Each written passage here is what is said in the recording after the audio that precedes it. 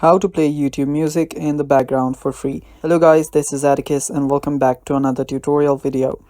In today's video, I'll teach you guys how you can play YouTube music in the background for free in your iPhone.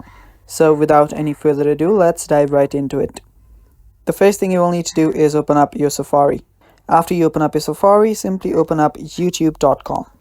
After you open up youtube.com, what you will need to do is simply choose a music that you want to play.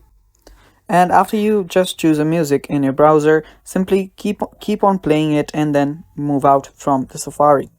And after you scroll down from your control panel, you will see this player. All you now need to do is tap on the play button to keep it playing. And if it does not play, you can simply head over to your Safari again, play it again, and it's that simple guys. That is how you can play YouTube music in the background in your iPhone for free.